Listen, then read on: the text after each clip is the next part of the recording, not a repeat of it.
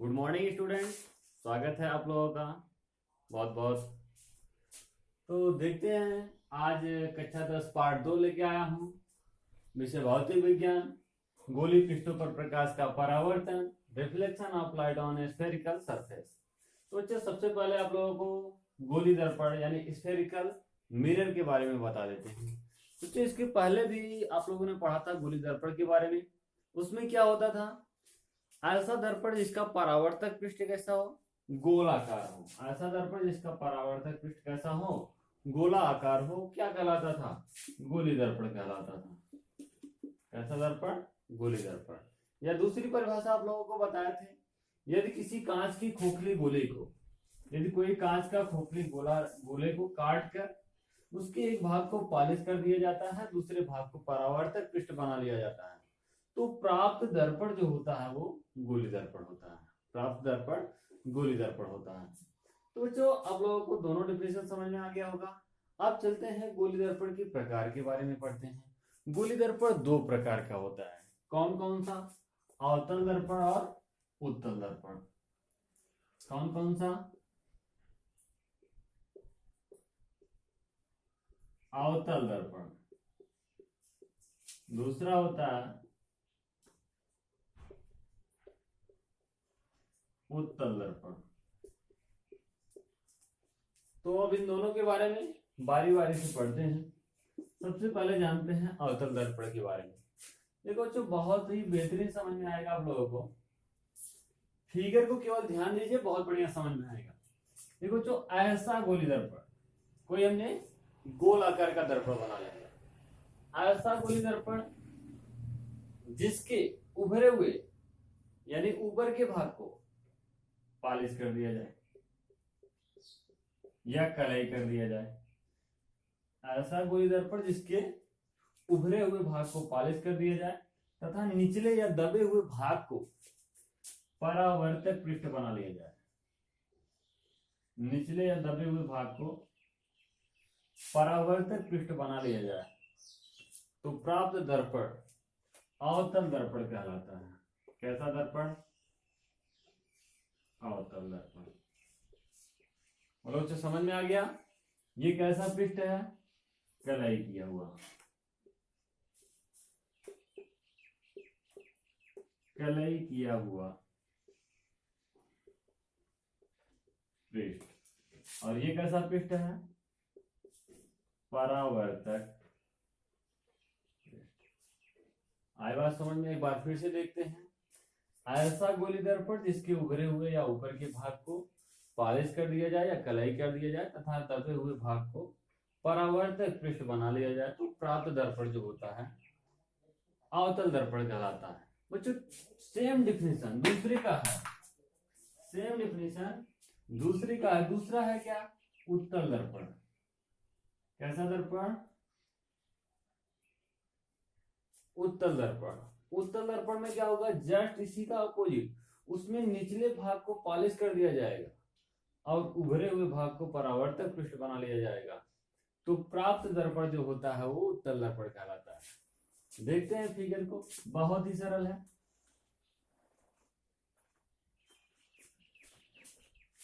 देखिए बच्चों, हमने क्या बनाया, कोई गोलाकार का दर्पण बनाया।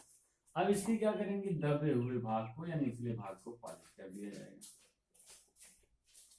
और उभरे हुए भाग को यानी ऊपर के भाग को परावर्तक पृष्ठ बना लिया जाएगा तो जो प्राप्त दर्पण होगा वो उत्तल दर्पण होगा। कैसा दर्पण,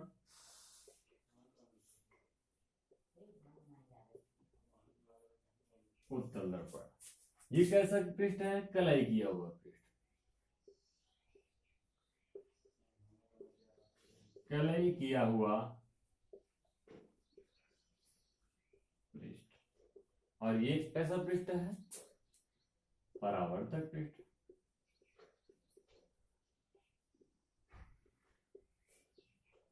बोलो, समझ में आ गया होगा। ध्यान दीजिएगा, ऐसा दर्पण जिसके दबे हुए भाग को पॉलिश कर लिया जाता है तथा उभरे हुए भाग को परावर्तक पृष्ठ बना लिया जाता है तो प्राप्त दर्पण जो होता है वो उत्तल दर्पण कहलाता है। अब बच्चों उत्तल दर्पण से संबंधित परिभाषाएं के बारे में देखते हैं। अब हेडिंग है आप लोगों को उत्तल दर्पण से संबंधित, सॉरी हाँ, उत्तल अवतल दर्पण से संबंधित परिभाषाएं। तो बच्चों हम लोग गोली दर्पण से संबंधित परिभाषाओं के बारे में अध्ययन करने चलते हैं। सबसे पहले जानते हैं दर्पण का ध्रुव किसे कहते हैं। नंबर 1,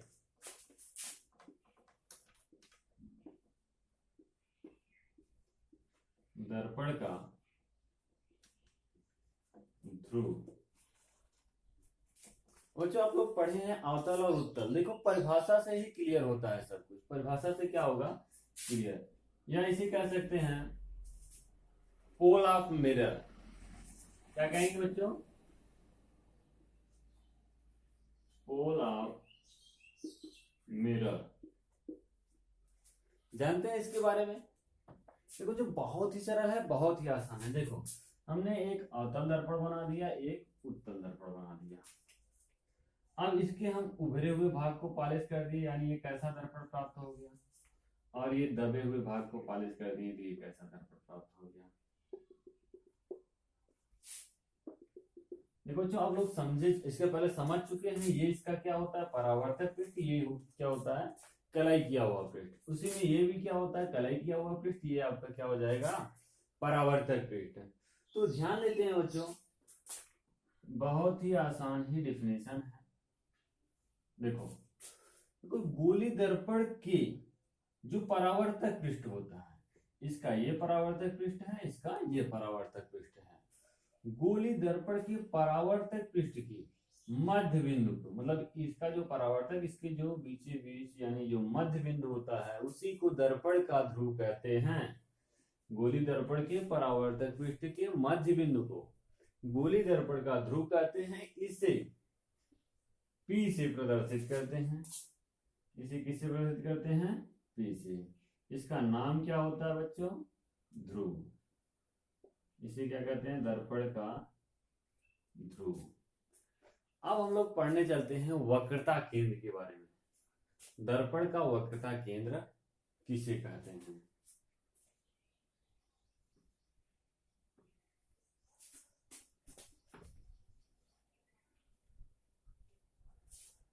देखते हैं बच्चों, बहुत ही सरल है, बहुत ही आसान है। देखो कोई गोली कांच। अब देखो गोली दर्पण का, सॉरी दर्पण का हम लोग क्या पढ़ने चल रहे हैं, वक्रता केंद्र।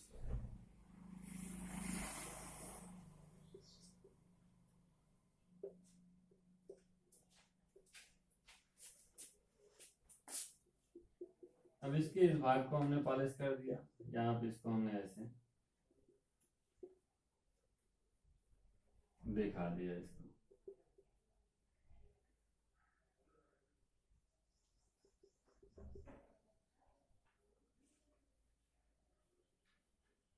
ध्यान दीजिएगा, चित्र से ही समझ में आ जाएगा।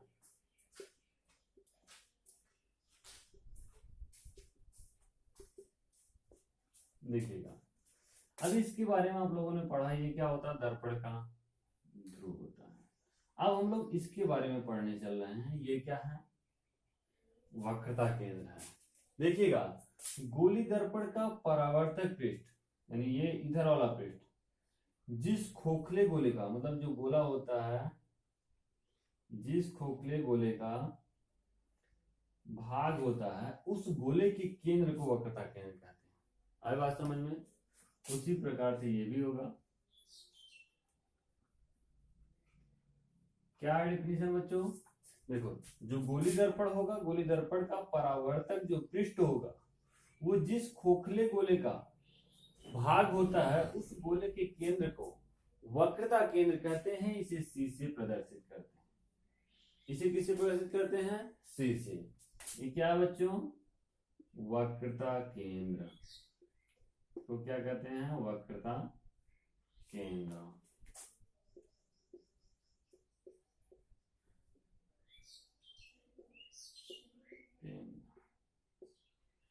अब हम लोग पढ़ते हैं बच्चों, दर्पण का वक्रता केंद्र के बाद होता है त्रिज्या। क्या आता है, त्रिज्या। देखिए ये भी फिगर से समझ में आएगा, बहुत ही बढ़िया परिभाषा है इसका भी। सेम डिफिनेशन, जो इसका वक्रता केंद्र का होता है वही क्या होता है, वक्रता त्रिज्या की होती है। देखिएगा बहुत ही सरल है। देखो वही डिफिनेशन है, गोली दर्पण का जो परावर्तक पृष्ठ है, गोली दर्पण का परावर्तक पृष्ठ जिस खोखले गोले का भाग होता है, उस गोले की मतलब उस गोले की जो त्रिज्या होती है उसी को वक्रता त्रिज्या कहते हैं और इसे स्मॉल आर से प्रदर्शित करते हैं। आपको बताया गया होगा वाले वृत्त में आप लोग पढ़े होंगे, केंद्र से परिध को मिलाने वाली जो दूरी होती है वही क्या कहलाती है, त्रिज्या कहलाती है। अर्थात जब गोले की त्रिज्या होगी तो उसे स्मॉल आर से प्रदर्शित करेंगे, वैसे वृत्त की त्रिज्या को भी हम लोग स्मॉल आर से ही प्रदर्शित करते हैं। तो जो समझ में आ गया होगा, बोलो फिर से देखते हैं। गोली दर्पण का परावर्तक पृष्ठ जिस खोखले गोले का भाग होता है, उस गोले की त्रिज्या को वक्रता त्रिज्या कहते हैं, इसे स्मॉल आर से प्रदर्शित करते हैं, इसे स्मॉल आर से प्रदर्शित करते हैं वक्रता त्रिज्या को। बच्चों अब हम लोग पढ़ेंगे अभिलंब के बारे में। ये तीन चीजें हम लोग जान चुके हैं गोली दर्पण से संबंधित परिभाषाएं के रूप में। तो अब हम लोग जानते हैं बच्चों अभिलंब के रूप में। अभिलंब क्या होता है, या इंग्लिश में कहते हैं नॉर्मल।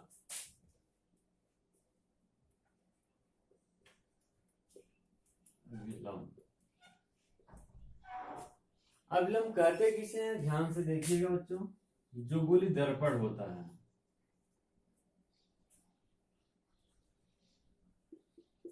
चाहे अवतल हो चाहे उत्तल हो। परिभाषा तो आपको सबकी पता है, तो आप लोग जानते भी होंगे। तो बच्चों ये देखो आप लोगों को बताया गया था वक्रता केंद्र, और ये होता था ध्रुव, और इसको मिलाने वाली रेखा ये होती थी। अभी इसके बारे में हम लोग अध्ययन करते हैं। इसके बाद थोड़ा सा देखते हैं बच्चों ये अभिलंब होता क्या है। जैसे इंग्लिश में कहते हैं नॉर्मल। अभिलंब किसे कहते हैं, ध्यान से देखिएगा।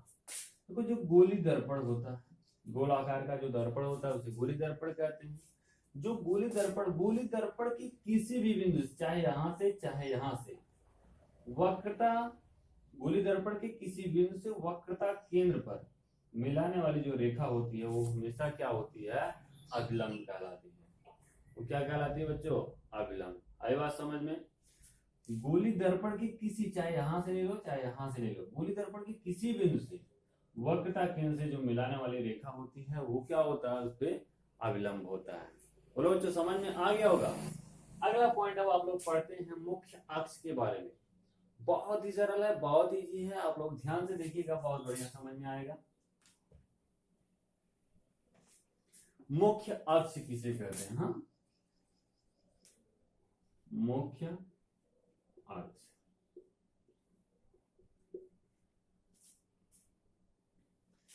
देखो बच्चों सबसे पहले तो हम गोली दर्पण बना देते हैं।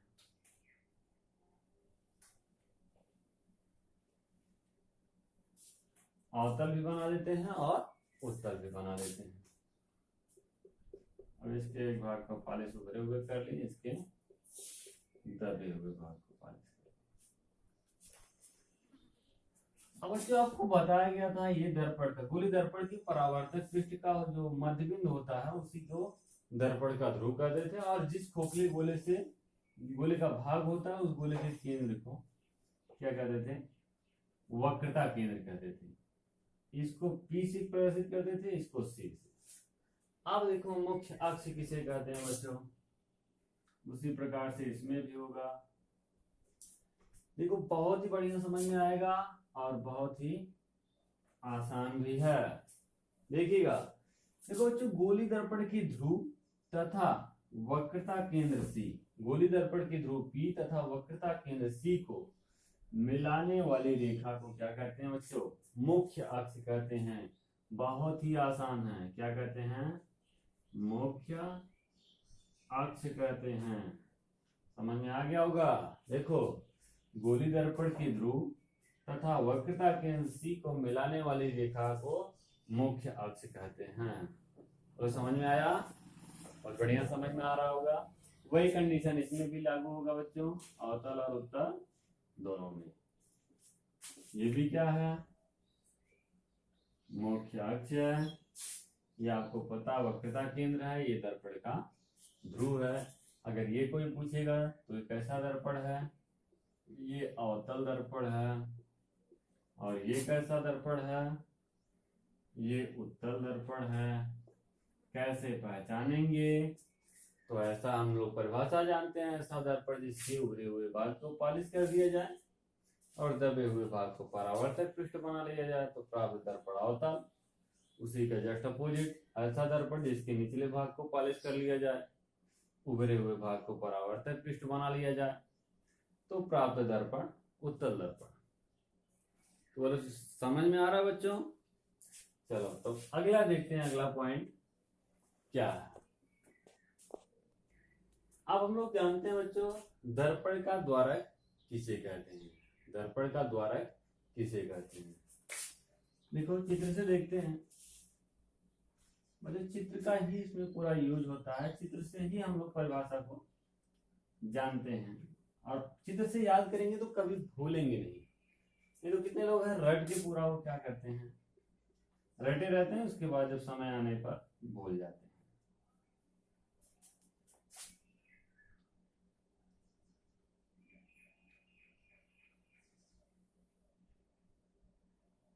देखिए बच्चों, ये हमने 2 दर्पण बना दिया। कौन कौन सा दर्पण बना आप लोग पहचान गए होंगे। ये अवतल दर्पण है,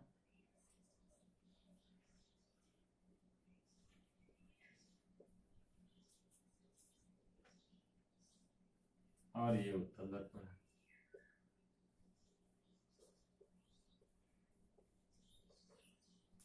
ध्यान से देखते रहिएगा बच्चों। देखो आप लोगों को ये सब तो पता हो गया,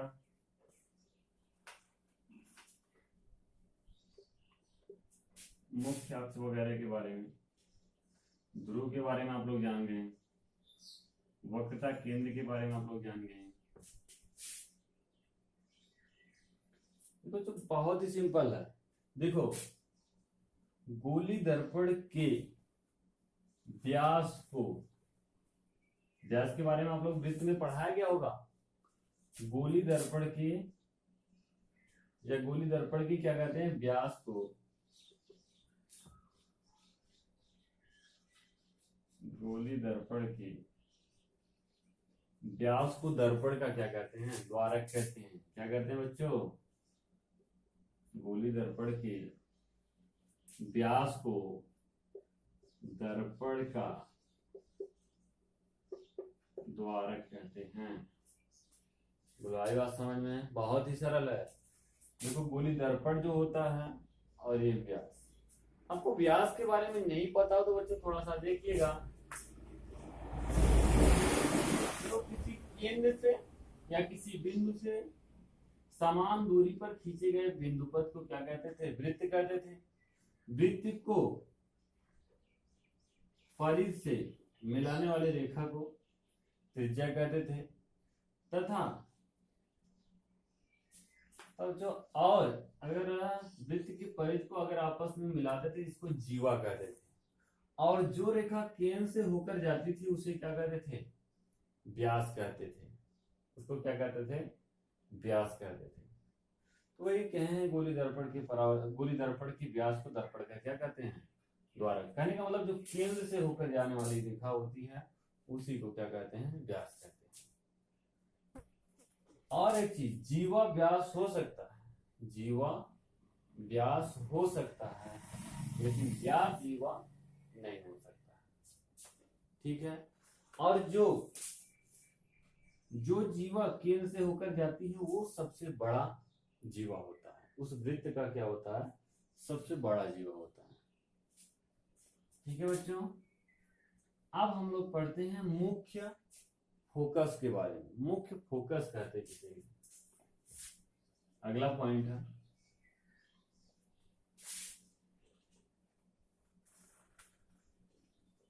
मुख्य फोकस,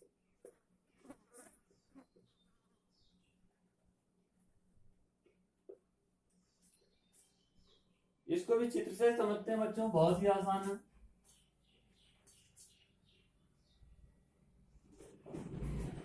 देखो अवतल अवतल और उत्तल दर्पण तो अब हमेशा ही बनेगा। अब उसी के सहारे इसको हम परिभाषित करते हैं।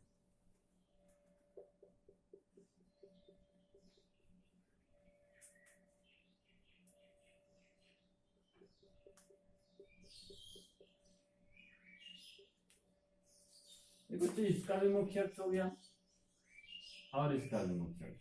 मुख्य अक्ष के बारे में आपको बताया था, गोली दर्पण की ध्रुव तथा वक्रता केंद्र से मिलाने वाली जो रेखा होती है उसी को क्या कहते थे, मुख्य अक्ष कहते थे। उसी को क्या कहते थे बच्चों, मुख्य अक्ष कहते थे। तो यहां भी क्या है, मुख्य अक्ष। आप देखते हैं ये क्या है, मुख्य अक्ष। ये क्या है बच्चों, मुख्य अक्ष। आप देखो इसी के समांतर हम इससे क्या करते हैं, किरण को आपतित करते हैं। तो मुख्य अक्ष से समांतर आने वाली जो प्रकाश किरण होती है, देखो समान दूरी पर आ रही सभी, तो कैसी किरण है, समानांतर किरण। तो मुख्य अक्ष से समांतर आने वाली प्रकाश की किरण गोली दर्पण पर, अब इसको इधर पॉलिश किया गया, इधर तो जाएंगे नहीं, इधर ही टकरा कर इधर वापिस आ जाएंगे। तो मुख्य अक्ष के समांतर चलने वाली प्रकाश की किरण गोली दर्पण पे परावर्तन के पश्चात मुख्य अक्ष के जिस बिंदु पर मिलती है, जिस बिंदु पर मिलती है या मिलती हुई या मिलती हुई प्रतीत होती है, क्या होती है बच्चों, मिलती हुई प्रतीत होती हैं, उसी बिंदु को मुख्य फोकस कहते हैं। मुख्य फोकस को कैपिटल एफ से प्रदर्शित करते हैं। बोलो बच्चों समझ में आ गया होगा। ये कैसा दर्पण है, अवतल दर्पण, और ये उत्तल दर्पण है। बच्चों अवतल दर्पण में तो वास्तव में कट करता है, लेकिन इसमें क्या होता है, कट करता हुआ प्रतीत होता है। टकराने के बाद ये क्या होता है, अलग अलग दिशा में ये वापस चले जाते हैं।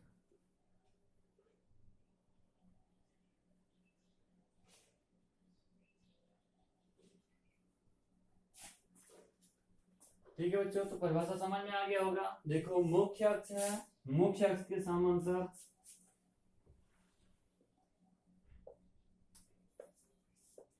तो मुख्य अक्ष के समांतर चलने वाली प्रकाश किरण गोली दर्पण के परावर्तन के पश्चात मुख्य अक्ष के जिस बिंदु पर मिलता है या मिलता हुआ प्रतीत होता है, उसी बिंदु को मुख्य फोकस कहते हैं। मुख्य फोकस को कैपिटल एफ से प्रदर्शित करते हैं। अब देखो मुख्य फोकस के बारे में हम लोग जानकारी मिल गई। अब हम लोग जानते हैं फोकस दूरी क्या होती है। अगला पॉइंट क्या है, फोकस दूरी कहते किसे हैं, बहुत ही आसान है। इसी चित्र में आप लोग देख लो, गोली दर्पण का जो ध्रुव होता है और फोकस के बीच की जो दूरी होती है, गोली दर्पण के ध्रुव और फोकस के बीच की दूरी को देखो अगले चित्र में देखते हैं।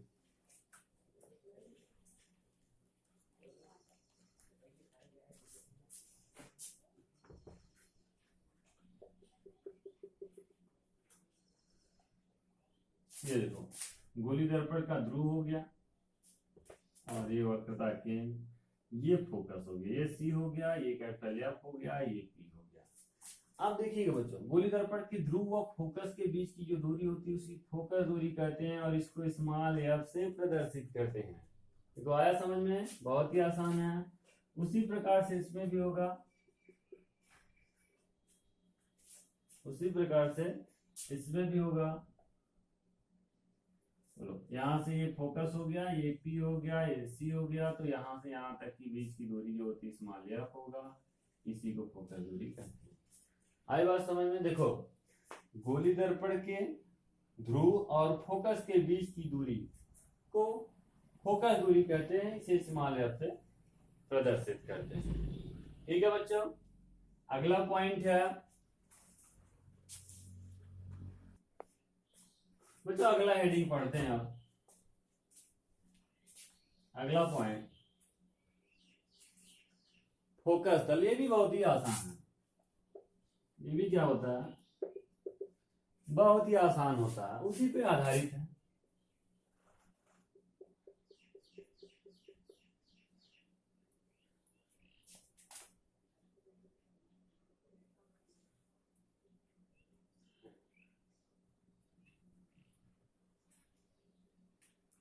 ध्यान दीजिएगा बच्चों,